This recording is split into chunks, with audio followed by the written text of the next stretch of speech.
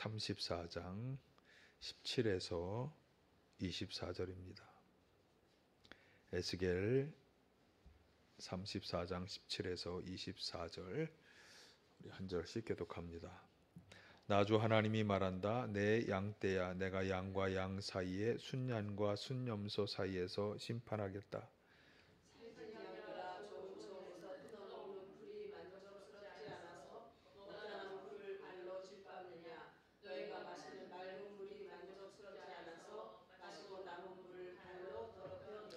내 양떼는 너희가 짓밟은 풀을 뜯어 먹으며 너희가 발로 더럽혀 놓은 물을 마시고 있다. 그러므로 나 주 하나님의 그들을 두려워하고 이렇게 말한다. 내가 직접 살찐 양과 어떤 양 사이에서 심판하겠다. 너희가 병든 것들을 다 옆구리와 어깨로 밀어내고 너희의 뿔로 받아서 그것들을 바깥으로 내보내어 흩어지게 하였다. 그러므로 내가 내 양떼를 불러주어서 그것들이 다시는 희생을 당하지 않도록 하겠다. 그리고 내가 양과 양 사이에서 심판하겠다. 내가 그들을 위에 목자를 세워 그들을 먹이도록 하겠다. 그 목자는 내 종 다윗이다. 그가 친히 그들을 먹이고 그들의 목자가 될 것이다.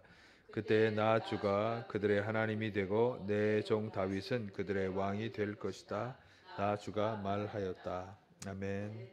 할렐루야. 오늘도 주님의 은혜와 평화가 함께 하시기를 간절히 축원합니다. 오늘 본문 말씀은 지난주에 이었던 지난주의 말씀에 계속된 그런 말씀입니다. 그러니까 지난주에는 이제 3장 11에서 16절까지의 말씀을 보았습니다. 먼저 또 그 앞에 3장 1절에서 10절까지의 말씀도 있습니다만 그 말씀에서는 악한 목자들, 양을 제대로 돌보지 않는 악한 목자들에 대해서 아주 신랄한 비판의 말씀을 하신 후에 이제 그 다음에 11절부터 하나님께서 참 목자로서 어떤 일을 하실 것인가 하는 것을 말씀했었죠. 정리해드리면 우선 하나님께서는 죄악 속에서 길을 잃고 헤매는 당신의 백성들을 직접 찾아가셔서 그들을 구원하신다. 그렇게 말씀하셨고요. 물론 이제 양떼에 대한 비유의 말씀을 이제 하나님의 백성으로 이제 전환해서 말하는 것입니다. 그리고 그들을 이제 여러 나라 민족에서 데리고 나오겠다. 그러니까 어떤 경우에든지 그들이 흩어져서 뭔가의 포로가 되어 있고 사로잡혀 있는 그 모든 것들로부터 그들을 끌어내어서 해방시키고 자유와 위로와 치유함을 주신다라고 이제 말씀하시는 것이죠. 그리고 이제 마지막으로 참으로 그들을 높은 산의 좋은 목장으로 데려가신다. 그래서 돌아가야 할 본토 고향인 하나님 나라로 데려가셔서 좋은 것으로 먹이며 평안한 안식을 주신다. 이것이 하나님께서 당신의 백성들에게 하시는 일입니다.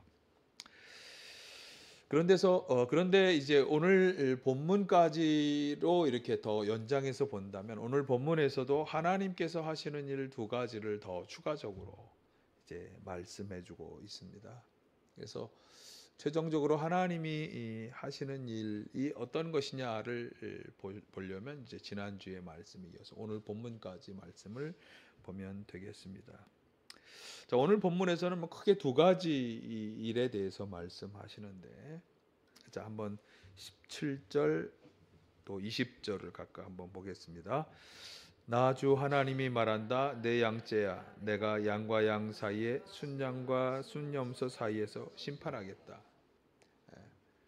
그러니까 악한 목자에 대해서 얘기하였기 때문에 악한 목자들을 심판하겠다 이렇게 하면 이제 문맥이 굉장히 맞는데 갑자기 양과 양 사이에서 뭔가 양과 양 사이에 하나님이 원하시지 않는 일들이 생겨서 그래서 그 사이에서 심판하신다. 20절도 볼까요? 20절 그러므로 나 주 하나님이 그들을 두고 이렇게 말한다. 내가 직접 살찐 양과 여윈 양 사이에서 심판하겠다. 어떤 일인가 벌어져서 어떤 양은 살이 쪄 있고 어떤 양은 여위어 있는데 그들 사이에서 심판하신다.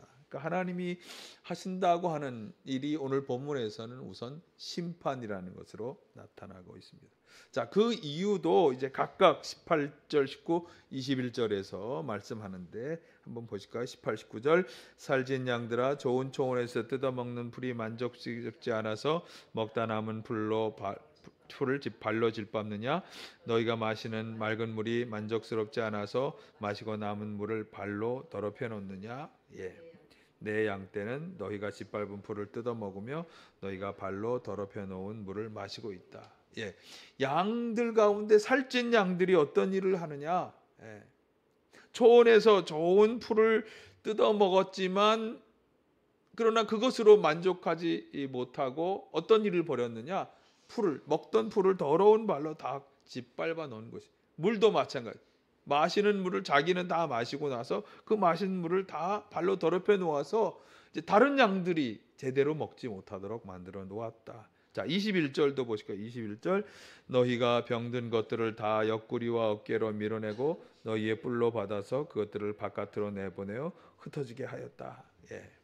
그러니까 병든 양들, 그 양들을 다 울타리 밖으로, 그러니까 뭐 초원이죠.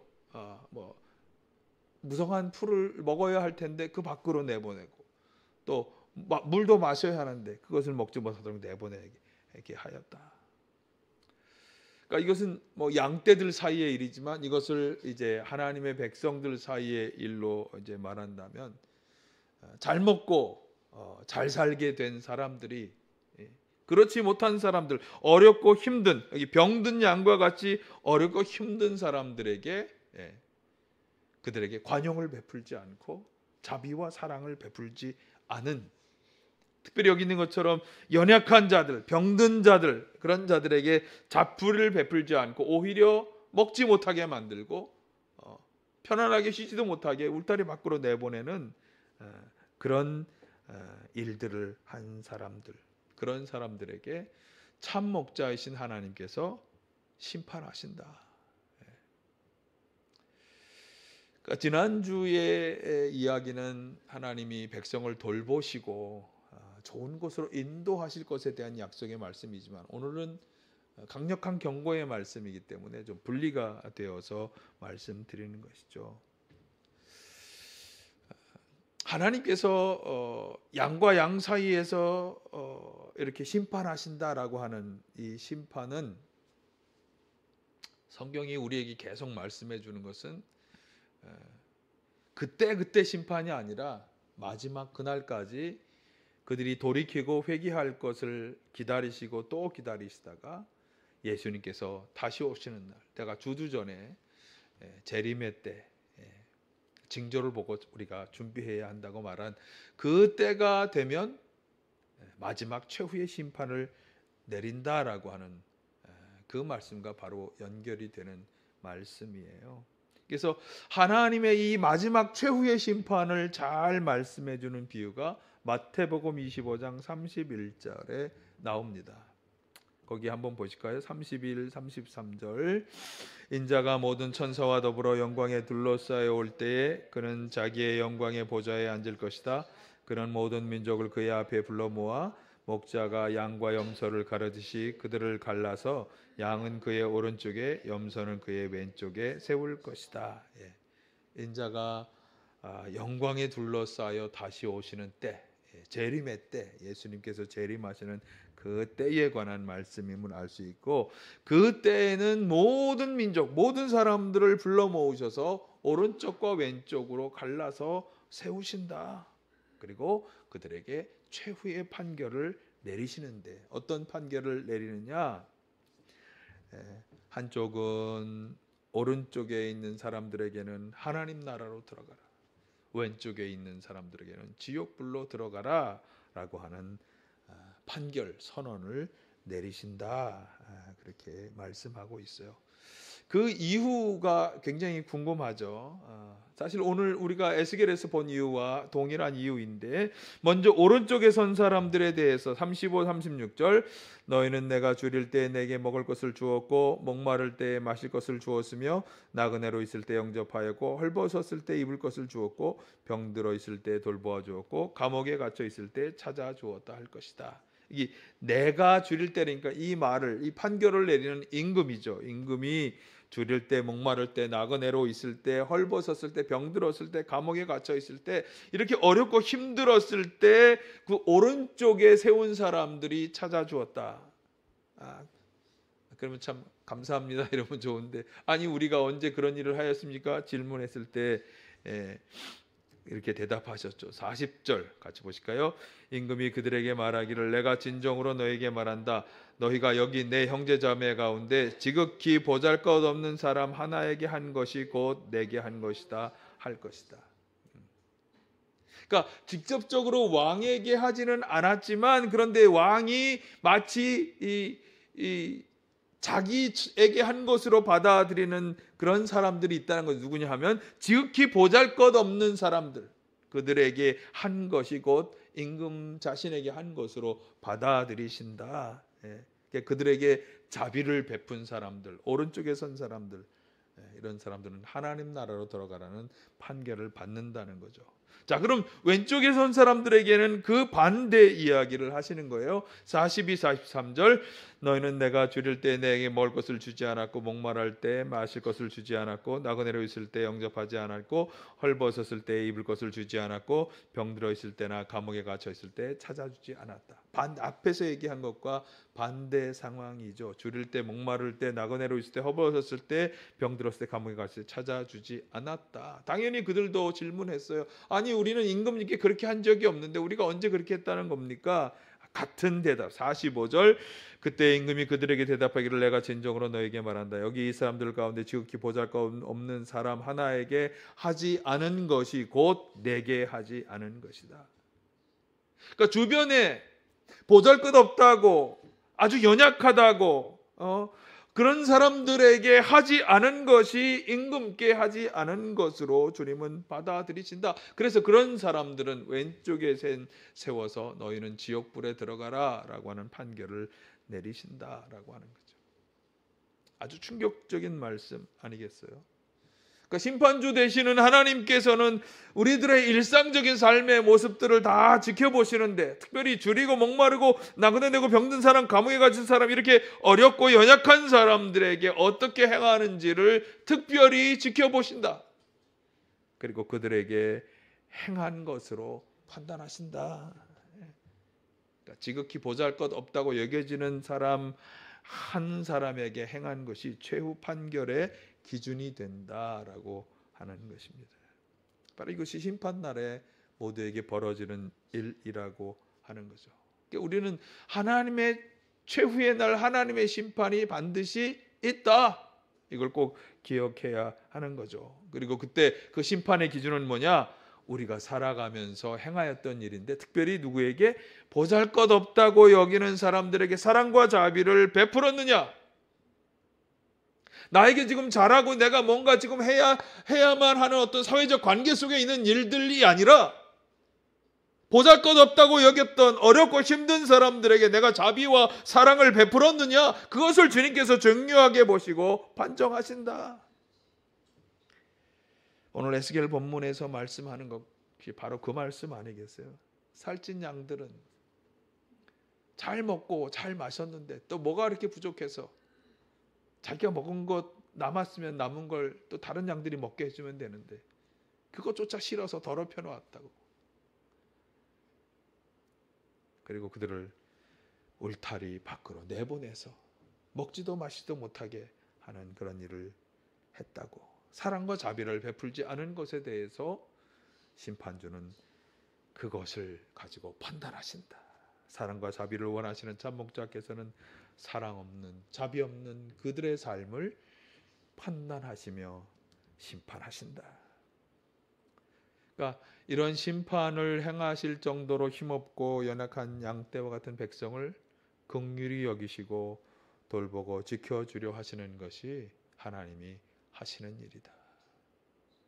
이것이 하나님이 9번째로 행하시는 일이었습니다.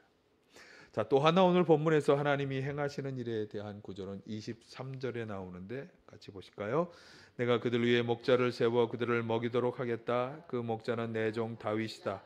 내가 친히 그들을 먹이고 그들의 목자가 될 것이다. 양들을 위해서 목자.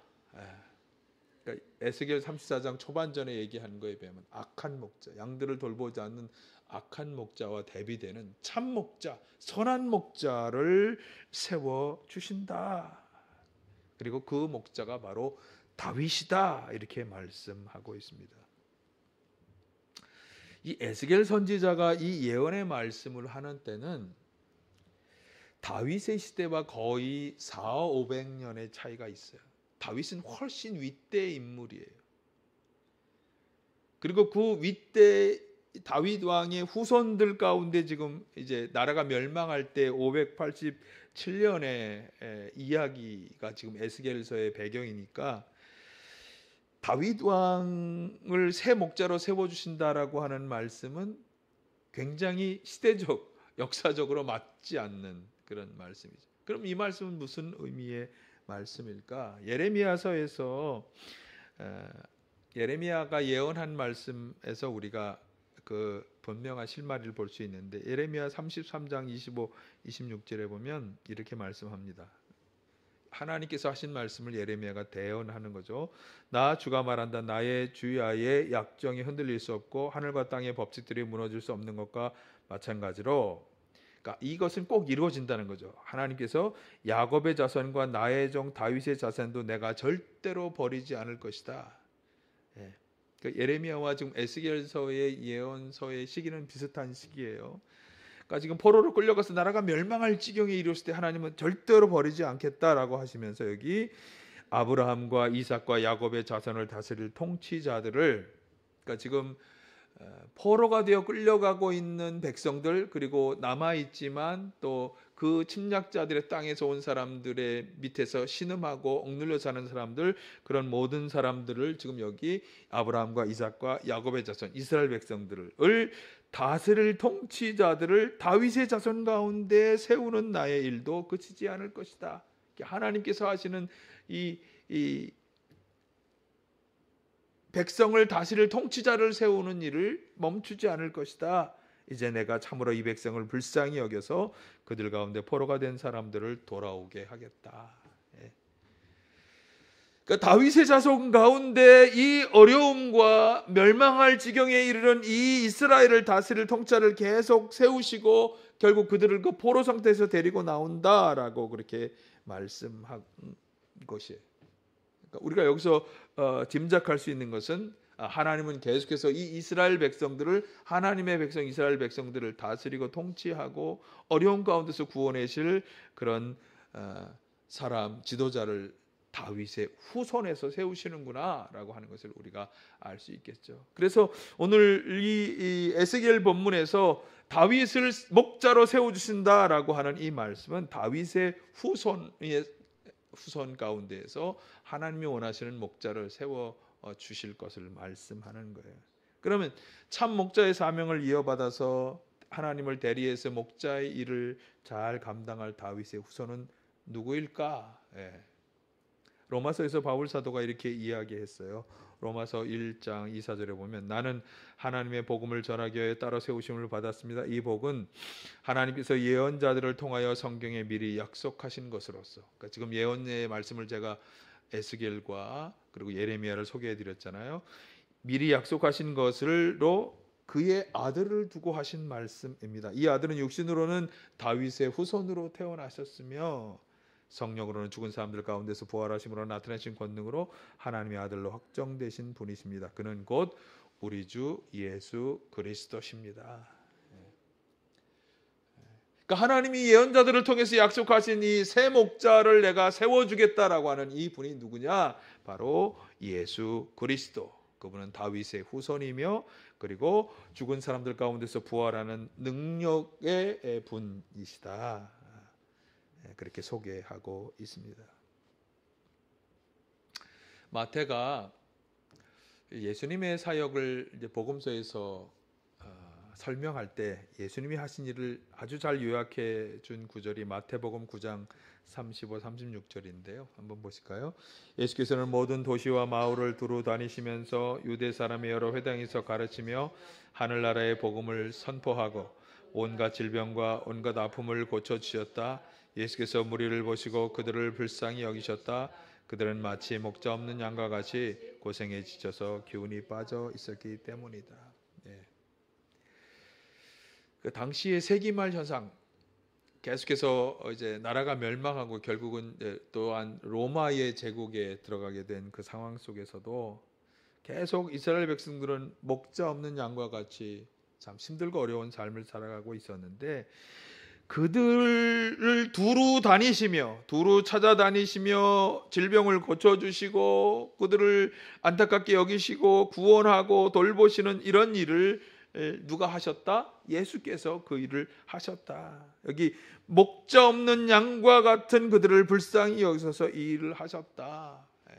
이렇게 말씀하고, 그러니까 오늘 에스겔 본문에서 말씀하신 새 목자를 세워서 하나님이 하고자 하시는 백성을 돌보고 고치고 돌아오고 구원하는 그 일을 분명히 예수님을 통해 하셨다. 그러니까 예수님께서는 하나님께서 행하시겠다고 약속하신 일들을 대리하여 행하셨다라고 하는 것을 잘 말씀해 주는 구절이 되겠어요. 그리고 사도행전에 보면 바로 이 일을 하시도록 하나님께서는 사도행전 14:3절 나사렛 예수에게 성령과 능력을 부어 주셨다. 이 예수는 두루 다니며 선한 일을 행하시고 마귀에 억눌린 사람을 모두 고쳐 주셨다. 이렇게 기록하고 있습니다. 그러니까 하나님께서 약속하신 일들, 백성들을 찾아가서 치료하고 인도하고 구원하고 하는 이 모든 일들을 예수님께서 대리하여 행하셨다라고 하는 것을 분명히 말씀해주고, 그리고 예수님이 그 일을 할 수 있도록 하나님의 능력과 성령을, 하나님의 영을 그에게 충만하게 보내주신 것입니다. 자, 여기서 우리가 이제 지금부터 좀 더 주목해서 보아야 할 말씀을 좀 나누겠는데, 제가 이제 하나님께서 행하시는 그 하나님이 일하시는 방법에 대해서 제가 최근에 말씀을 드린 적이 있어요. 그러니까 하나님은 하나님의 일을 하시지만, 그런데 하나님의 그 일을 항상 누군가 사람을 세워서 하나님의 일을 하도록 하시는 거죠. 그러니까 하나님께서 행하시겠다고 말씀하셨지만 결국 그 일을 하는 그 직접적인 주체는 누구냐?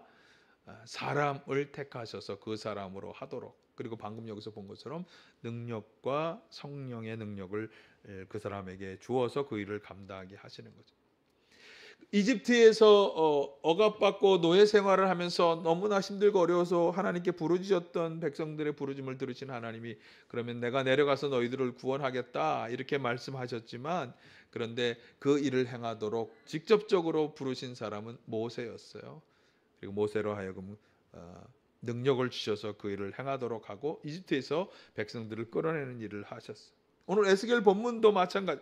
하나님께서 지난 시간과 지금 방금 전까지 제가 말씀을 드린 것처럼 찾아가서 구원하고 인도하고 또 그들을 정말 하나님 나라로 이끄는 그런 모든 일들, 그리고 먹이고 그리고 심판하는 이 모든 일을 하나님이 행하신다고 분명히 말씀하셨는데, 그런데 그 일을 다윗의 자손 가운데 참 목자로 세우셔서 그를 통해 하신다. 그리고 그것이 예수님이다. 이렇게 말씀을 드렸어요.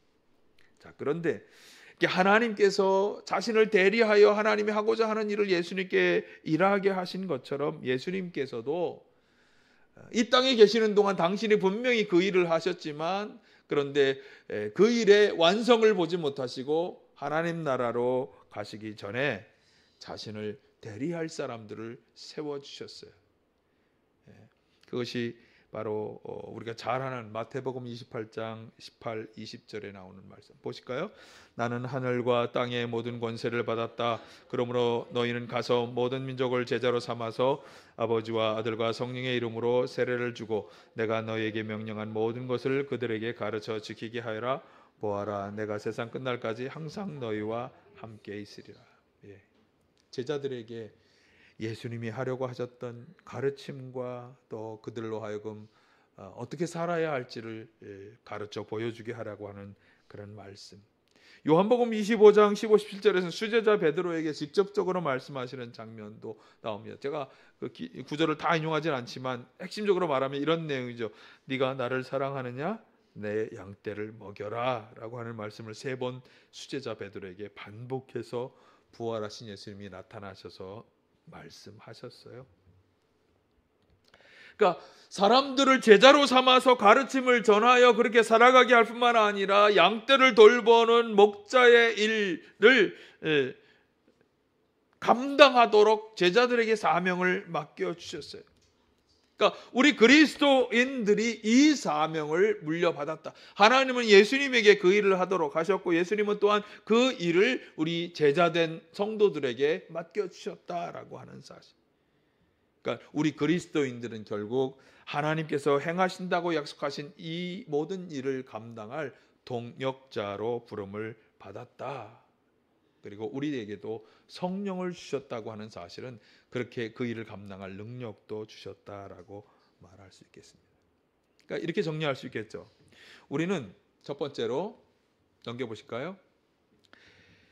우리를 구원하시고 인도하시고 보호하시고 먹이시며 하는 이런 하나님의 역사를 경험하며 살아가야 할 하나님의 백성이에요. 분명히 우리 가운데 하나님은 이런 일들을 행하실 것이고 우리는 그것을 경험하며 살아갈 것이에요.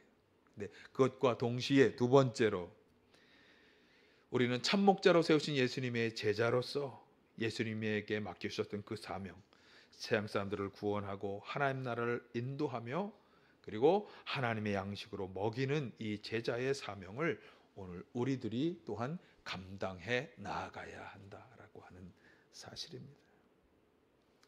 바울 사도가 예수님의 제자의 계보를 잇고 있는 우리 그리스도인들에게 직접적으로 하신 아주 대표적인 말씀이 우리는 그리스도의 사절이다라고 하는 말씀이에요. 고린도후서 5장 17절을 한번 보실까요? 시작. 누구든지 그리스도 안에 있으면 그는 새로운 피조물입니다. 옛 것은 지나갔습니다. 보십시오. 새 것이 되었습니다.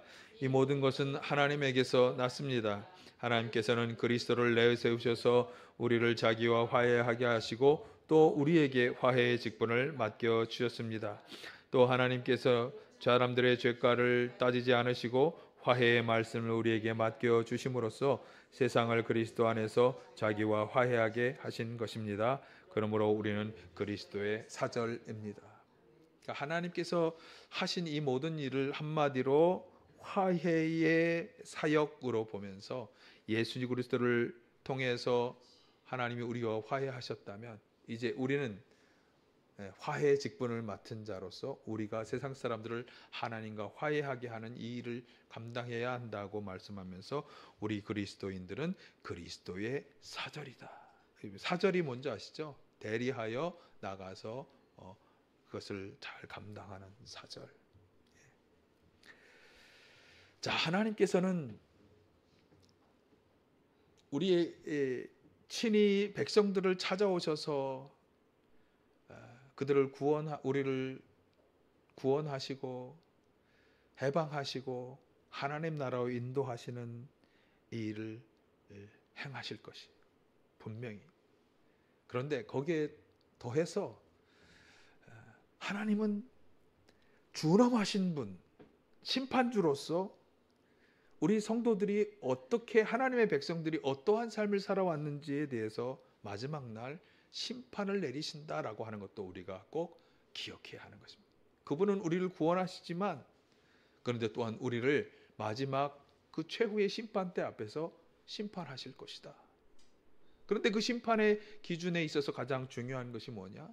우리 주변에 연약하고 약한 사람들, 지극히 보잘것없다고 여기는 사람들에게 우리가 어떻게 행하였느냐? 사랑과 자비를 관용을 베풀었느냐? 그것을 기준으로 보시고 거기에 따라 심판하신다고 분명히 말씀하고 있습니다. 여러분이 하나님의 심판을 꼭 기억하면서 우리가 이제 한 회기를 마치고 새로운 절기를 시작하면서 이 사랑의 삶, 자비의 삶을 살아가야만 하는 아주 중요한 그런 다시금 중요한 바탕이 되는 말씀을 오늘 우리에게 주신 것입니다. 연약한 이웃들에 대해서 사랑과 자비로 대하실 수 있길 간절히 축원합니다. 또 하나, 하나님은 우리 가운데 참 목자를 세워주신다고 약속하셨고 사실 그 일은 예수 그리스도를 통해 이루어졌어요. 예수님께서는 이 땅에 오셔서 하나님이 하시고자 하는 그런 일들을 백성을 찾아가셔서 그들을 위로하고 치료하고 또 먹이고 하나님의 양식으로 먹이고 하는 이 모든 일들을 향하셨고 결국은 자기 자신을 십자가에 내주심을 우리를 하나님 나라로 이끌어가는 아주 중요한 우리가 예수 그리스도를 끝까지 붙잡기만 한다면 우리는 하나님 나라로 가는 거예요. 그 일을 감당하셨어요. 그런데 이 세상이 아직 끝나지 않았고 하나님의 최후 심판이 아직 이루어지지 않았기 때문에 예수님께서는 먼저 하늘나라로 가시면서 자신이 해야 할 그 사명, 남은 사명을 이제 사절이 된 우리 그리스도인들에게도 맡겨주셨다. 이 방식은 말씀드린 것처럼 하나님이 예수님께 맡겨주셨고 또한 예수님은 우리에게 맡겨주셨다라고 하는 사실. 우리는 그리스도의 사절이며 하나님이 행하시는 일에 동역자로 부름을 받고 세워진 것입니다. 여러분, 그러니까 하나님이 우리 가운데 행하시는 일들을 우리는 경험하며 살아갈 수 있는 거죠. 우리를 찾아오셔서 구원하고 치료하고 자유하게 하고 하나님 나라로 인도하는 이 일을 우리가 대상으로서 그 일을 경험하시기를 바라고요. 그리고 이제는 다른 사람들을 그렇게 인도하는 그리스도의 사절로서 양떼를 치료하고 돌보고 먹이는 이 일을 이어받아 이 사역을 잘 감당하는 우리 모두가 다 되시기를 간절히 바랍니다. 2024년 새로운 회기의 신앙생활은 이 하나님이 행하시는 일들을 이어받아 잘 감당하는 우리 모두가 다 되시기를 간절히 축원합니다. 사랑의 아버지 하나님,